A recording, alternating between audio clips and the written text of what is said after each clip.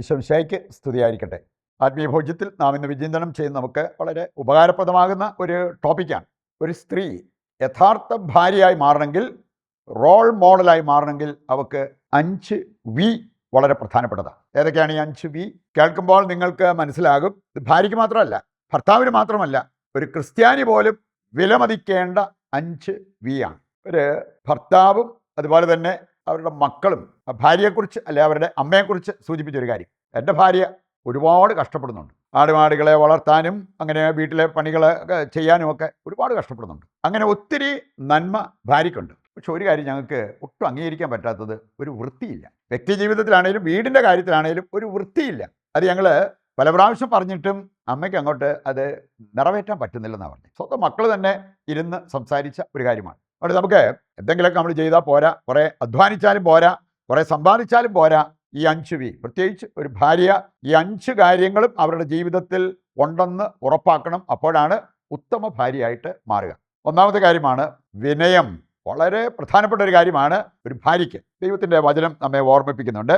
പ്രഭാഷകൻ 36:28 നമ്മൾ കാണുന്നു, ഭാര്യയുടെ ഭാഷണത്തിൽ, അതായത് അവൾ സംസാരിക്കുമ്പോൾ വിനയവും സൗമ്യതയും ഉണ്ടെങ്കിൽ അവളുടെ ഭർത്താവ് അനുഗ്രഹീതനാണ്. അപ്പോൾ ഒരു ഭർത്താവിനെ അനുഗ്രഹീതനാക്കാൻ ഭാര്യയ്ക്ക് സാധിക്കുന്നത് എങ്ങനെയാണ്?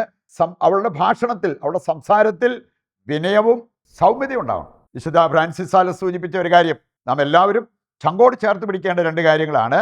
ഒന്ന്, ദൈവത്തെ സമീപിക്കുമ്പോൾ ഉണ്ടാകേണ്ടത്. 2, സഹോദരങ്ങളുമായിട്ട് ഇടപഴകുമ്പോൾ ഉണ്ടാകേണ്ടത്. ദൈവത്തെ സമീപിക്കുമ്പോൾ വേണ്ടത് വിനയം.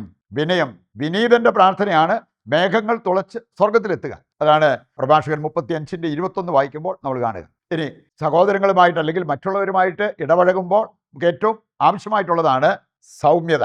വിനയം, സൗമ്യത, ഇവ നമ്മുടെ സംസാരത്തിലും നമ്മുടെ പെരുമാറ്റത്തിലും ഉണ്ടാകണം. ഒരു സ്ത്രീയെ ഉത്തമ ഭാര്യയാക്കുന്ന ഒരു കാര്യമാണ് ഈ വിനയം എന്നുള്ളത് നമ്മൾ തിരിച്ചറിയണം. ഏതാനും വചനങ്ങളിലൂടെ കടന്നു പോകുമ്പോൾ പ്രഭാഷകൻ 3:18 വായിച്ചാൽ അവിടെ പറഞ്ഞിട്ടുണ്ട്, നീ എത്ര ഉന്നതനാണോ അത്രമാത്രം വിനീതനാവുക. ദൈവവും മനുഷ്യരും നമ്മളെ അംഗീകരിക്കുന്നത് നമ്മൾ വിനയമുള്ളവരായി മാറുമ്പോഴാണ്. സുഭാഷിതങ്ങൾ 16 5-ാമത്തെ വചനം എടുക്കുമ്പോൾ അഹങ്കാരികളെക്കുറിച്ച് വചനം അവിടെ പഠിപ്പിക്കുന്നുണ്ട്. കർത്താവ് അഹങ്കാരികളെ വെറുക്കുന്നു, എതിർക്കുന്നു, വിനയമുള്ളവരെ സ്നേഹിക്കുന്നു എന്നാണ് പറഞ്ഞിരിക്കുന്നത്. അപ്പോൾ അതുകൊണ്ട് അഹങ്കാരം വെടിഞ്ഞ് വിനയമുള്ളവരാകാൻ നമുക്ക് സാധിക്കണം. അഹങ്കാരികൾ തകർക്കപ്പെടും എന്നുള്ളത് കർത്താവിൻ്റെ വചനം കൃത്യം നമ്മളെ പഠിപ്പിക്കുന്നതാണ്. ജെറമ്യാ 50:31 അഹങ്കാരി ഞാൻ നിനക്കെതിരാണ്. ദൈവം നമുക്കെതിരായാൽ നമ്മൾ തകർക്കപ്പെട്ടിരിക്കും എന്നുള്ളതിന് എന്താ സംശയം? അതുപോലെ തന്നെ നമുക്ക് കാണാൻ സാധിക്കും സുഭാഷിതങ്ങൾ 15:25 അഹങ്കാരിയുടെ ഭവനം കർത്താവ് നിലംപരിശാക്കും. അതുകൊണ്ട് നമ്മൾ തകർക്കപ്പെടും എന്നുള്ളത് ഉറപ്പാണ്. ഇനി വിനീതർ ഉയർത്തപ്പെടും എന്നുള്ളതും കർത്താവിൻ്റെ വചനം പഠിപ്പിക്കുന്നുണ്ട്. ലൂക്കാ 14:11 18:14 വായിച്ചാൽ അവിടെ പറഞ്ഞിരിക്കുന്നത്, തന്നെ ഉയർത്തുന്നവൻ താഴ്ത്തപ്പെടും, താഴ്ത്തുന്നവനോ ദൈവത്താൽ ഉയർത്തപ്പെടും.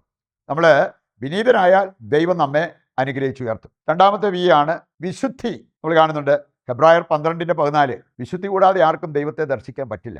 ഇനി വിശുദ്ധിയുമായി ബന്ധപ്പെട്ട ഏതാനും വചനങ്ങൾ എടുത്താൽ ഒരു കാര്യം, വിശുദ്ധി നമ്മുടെ ആയുധമായി മാറാം. ജ്ഞാനത്തിൻ്റെ പുസ്തകം 5:19 വായിച്ചാൽ ഇത് അജയ്യമായ പരിചയാണ്. ദൈവിക സംരക്ഷണം നമുക്ക് നൽകുന്ന ഒരായുധമായിട്ട് അതിനെ കാണാൻ പറ്റും വിശുദ്ധി. പിന്നെ നമ്മൾ കാണുന്നുണ്ട് വിശുദ്ധി ഒരു അലങ്കാരമായി മാറാം. വെളിപാട് 19:8 അവിടെ പറഞ്ഞിട്ടുണ്ട്, ശോഭയേറിയ വസ്ത്രം പോലെ വിശുദ്ധി ധരിക്കാൻ നമുക്ക് പറ്റും. അതൊരു അലങ്കാരമായിട്ട് നമുക്ക് കാണാൻ പറ്റും. പ്രഭാഷകൻ 45:12 വായിച്ചാൽ നമുക്ക് ഒരു കിരീടമായിട്ട് ആ വിശുദ്ധിയെ കാണാൻ സാധിക്കും. നമ്മുടെ കിരീടം അലങ്കരിക്കപ്പെടേണ്ടത് വിശുദ്ധി കൊണ്ടാണ്. വീണ്ടും നമ്മൾ മറ്റൊരു വചനം നമ്മൾ എടുത്താൽ വെളിപാട് 22:14 എടുക്കുമ്പോൾ അവിടെ പറഞ്ഞിട്ടുണ്ട്, വിശുദ്ധി എന്ന് പറയുന്നത് ഒരു വാതിലാണ്. എങ്ങോട്ടുള്ള വാതിൽ? സ്വർഗത്തിലേക്കുള്ള വാതിൽ. ഈ വാതിലൂടെ മാത്രമേ സ്വർഗത്തിലേക്ക് പ്രവേശിക്കാനായിട്ട് സാധിക്കുകയുള്ളൂ. അവരെന്ത് ചെയ്യണം? തങ്ങളുടെ അങ്കികൾ കഴുകി ശുദ്ധമാക്കണം. നമ്മൾ വിശുദ്ധരായി ജീവിക്കുമ്പോഴാണ് സ്വർഗത്തിനുള്ള അർഹത നേടുന്നത് എന്ന് ഇവിടെ വചനം നമ്മെ ഓർമ്മിപ്പിക്കുക. 3-ാമത്തേതാണ് വിശ്വസ്തത, ഫിഡലിറ്റി. വളരെ പ്രധാനപ്പെട്ടതാണ്. ജെറമ്യാ 31:3 കർത്താവ് പറയുന്നുണ്ട്, എനിക്ക് നിങ്ങളോടുള്ള സ്നേഹം അനന്തമാണ്, വിശ്വസ്തത അചഞ്ചലവും. സങ്കീർത്തനം 18:25 വായിച്ചാലോ, വിശ്വസ്തനോട് ദൈവം വിശ്വസ്തതാപൂർവ്വം പെരുമാറും. ഒരു ക്രിസ്ത്യാനി എന്ന നിലയ്ക്ക്, അതിലേറെ ദമ്പതിമാരെന്ന നിലയ്ക്ക് വളരെ പ്രധാനപ്പെട്ട ഒരു കാര്യമാണ് വിശ്വസ്തത. ദാമ്പത്യ വിശ്വസ്തതയ്ക്ക് ദൈവം വലിയ വില കൽപ്പിക്കുന്നുണ്ട്. 4-ാമത്തെ ബി ആണ് വിവേകം. അതിൻ്റെ കൂടെ പോകുന്നതാണ് ജ്ഞാനം.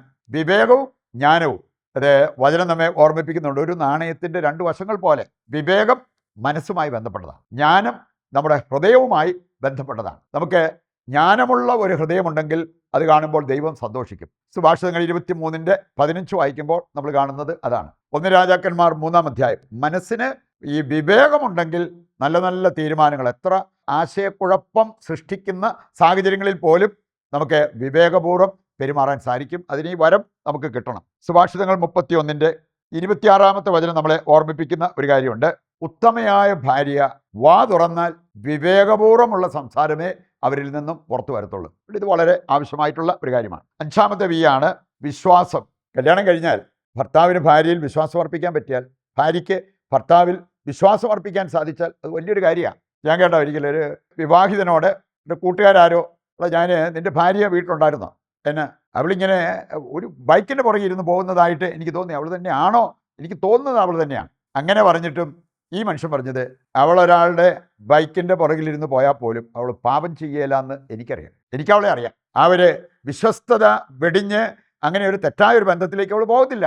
ബൈക്കിലോ കാറിലോ എവിടെ വേണേലും അവൾ പോട്ടെ, എനിക്കറിയാം അവൾ പോകത്തില്ല. ഇതുപോലെ ഭാര്യയിൽ വിശ്വാസം, ഭാര്യയ്ക്ക് ഭർത്താവിൽ വിശ്വാസം ഉണ്ടെങ്കിൽ എന്ത് വലിയ അനുഗ്രഹമായിരിക്കും അത്. മാത്രമല്ല നമ്മൾ 1 കൊരിന്തോസ് 7-ാം അധ്യായം 14-ാമത്തെ വചനം വായിച്ചാൽ അവിടെ പറഞ്ഞിട്ടുണ്ട്, അവിശ്വാസിയെ വിശുദ്ധീകരിച്ചെടുക്കാൻ വിശ്വാസിയായിട്ടുള്ള ഒരു ഭാര്യയ്ക്ക് കഴിയും. എൻ്റെ ഭർത്താവ് അവിശ്വാസിയാണെങ്കിൽ പോലും അവരെ വിശുദ്ധീകരിച്ചെടുക്കാൻ നിങ്ങൾക്ക് സാധിക്കും. അപ്പം അങ്ങനെ ഒരു വിശ്വാസമുള്ള വ്യക്തിയായിട്ട് മാറുമ്പോൾ നിങ്ങളൊരു ഉത്തമ ഭാര്യയായിട്ട് മാറുന്നു എന്നുള്ള കാര്യം തിരിച്ചറിയണം. ഈ 5 വരെ വിശുദ്ധരാകാൻ ഉപകരിക്കുന്ന കാര്യങ്ങളാണ്. നല്ല ദമ്പതിമാരാകാൻ ഉപകരിക്കുന്ന കാര്യമാണ്. പ്രത്യേകിച്ച് ഒരു നല്ല ഭാര്യയ്ക്ക് വേണ്ട 5 ഇത് തന്നെയാണ് ക്രിസ്ത്യാനികളായി നമുക്ക് ആവശ്യമായിട്ടുള്ളതും. ആ ഒരു ബോധ്യത്തോടു കൂടി അത് നേടിയെടുക്കുവാൻ വേണ്ട കൃപയ്ക്കായി നമുക്ക് ദൈവത്തോട് പ്രാർത്ഥിക്കാം. ഇതിൻ്റെ എല്ലാ പ്രാർത്ഥനാ നിയോഗങ്ങളും കർത്താവിൻ്റെ കരങ്ങളിൽ ഏൽപ്പിച്ചുകൊണ്ട് ദിവ്യകാരുണ്യത്തിൻ്റെ ആശീർവാദവും നമുക്കിപ്പോൾ സ്വീകരിക്കാം.